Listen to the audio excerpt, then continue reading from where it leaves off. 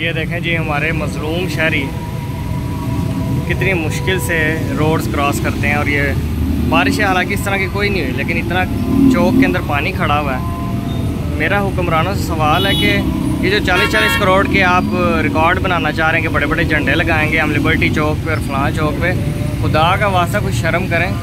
ये इधर ही थोड़ा 40 करोड़ लगा दें। ये देखें, ये नाले में कोई बच्चा गिर गया तो मर जाएगा। ये मैं बैंक के आगे खड़ा हुआ हूँ और ये बैंक के आगे ये हालात है। बैंक लाइट बैंक है, इधर कोई बच्चा ही गिर गया, कोई बड़ा गिर गया, और बारिश में तो ये नाला भी छुप जाता है। उनको शर्म नहीं आती।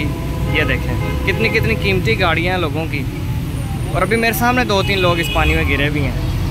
तो खुदारा बड़े झंडे लगाने से बेहतर है आप ये सड़कें बना दें, गटर बंद करवा दें, कुछ खुदा का ही खौफ कर जाएँ। कब्र में कल को आपने भी जाना है। ये देखें पीछे तक पानी पानी, और ये स्कूल की छुट्टी का भी टाइम है, लोग कितनी परेशानी से गुजर रहे हैं।